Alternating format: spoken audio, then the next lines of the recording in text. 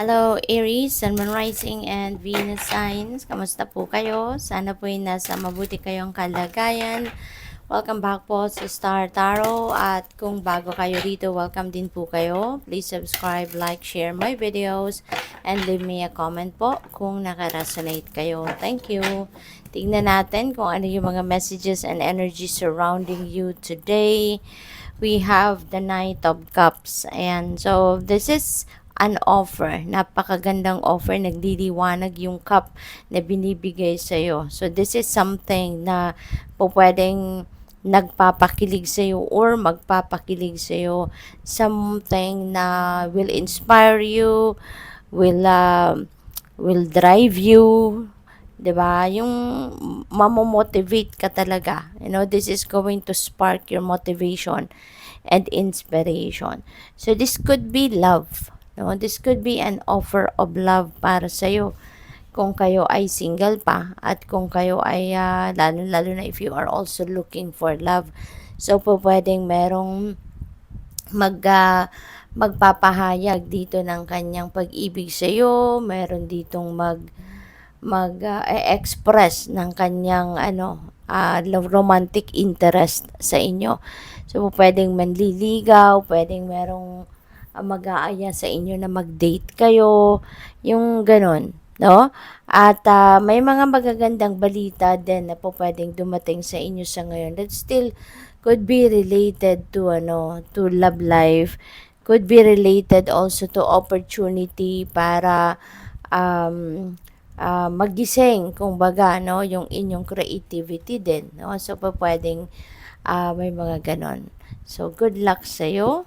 We also have the Six of Pentacles. This is beautiful kasi there is financial opportunity na dadating na siyang magdadala sa inyo ng kaginhawaan, magdadala ng kasaganaan. No? This is going to bring forth prosperity and abundance into your life. No? Kung ano man ang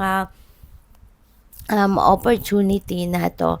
At saka meron ditong mga dadating na pwedeng pera, pwedeng cold cash, pwedeng may winning dito, pwedeng may donation, merong magi-gift sa inyo, or pwedeng merong nangutang din sa inyo in the past at ngayon siya naman ngayon yung magbabayad sa iyo, no? Pwedeng ganoon. So, what else? We have Page of Cups. So, feeling ko dito talagang meron pakilig sa inyo, no? Meron talagang dadating dito na someone na po pwedeng talagang ikaw ay aayain na makipag-date sa kanya, aayain na to get to know each other, kumbaga, At saka, maaari din na you will have new ideas, new information, new plans na dadating dito. May mga bagong insights, may mga mababalitaan kayo ng mga sitwasyon or mga impormasyon na makakatulong din sa iyo na makapag decision ka, lalo na dito related sa mga imbitasyon sa inyo, no? Pwede rin na mayroong invitation dito para kayo ay pumunta sa mga party. Diba? Pwede may ganun din ang ganap. Kaya good luck sa iyo. Have fun. So, tingnan natin kung ano pa ang mga messages ninyo. We have open to abundance. Wow. So, di ba, merong abundance and opportunity energy kayo. So, ngayon, iniimbitahan kayo to be open to abundance.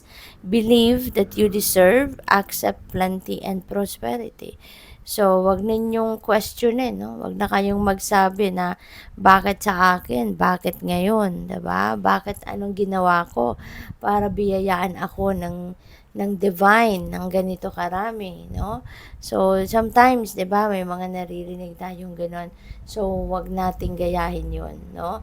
Wag nating questionin ang universe kasi God knows kung ano ang deserve natin. God knows kung ano ang para sa atin. Kaya, kapag merong dumadating sa atin na biyaya, merong mga magagandang bagay, merong mga magagandang experiences, no, situations na dumadating sa atin, let's just embrace it. Let's just accept it and embrace it and be grateful for those blessings rather than sabihin natin na anong ginawa ko, 'di ba? Para biyayaan ako ng ganito kagandang mga sitwasyon or mga bagay, no?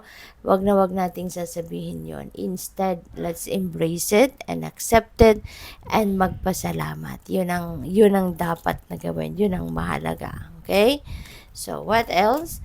We have Unicorn Portal. Focus your light. Listen for a message. Kasi divinely guided kayo. May mga messages and guidance, no, na pinapadala or ipapadala sa inyo ang universe. So, focus on that. Okay? Focus on that. At pakinggan ninyo, i-access ninyo kung ano yung laman ng inyong intuition because those are guidance. Okay? To help you navigate your current circumstances. So, what else? We have enter the magic and live in the now, seize the moment. Okay?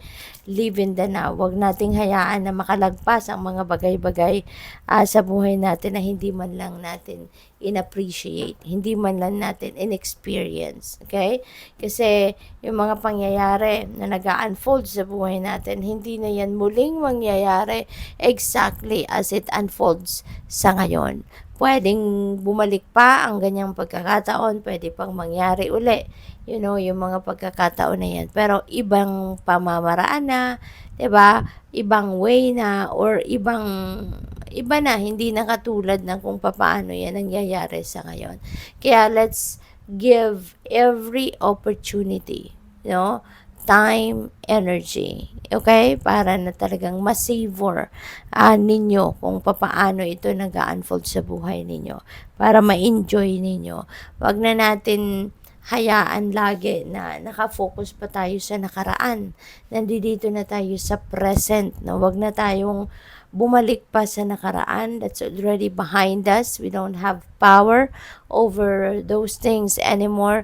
Kaya dito muna tayo. No? Dito na tayo at wag muna tayong masyado din nag-focus sa kung ano ang parating. Okay? So, let's focus on the now and let's live in the now and seize every moment, no? Sa ngayon para yan ay ma-enjoy ninyo. Good luck po. Thank you for watching. Love and light. Namaste.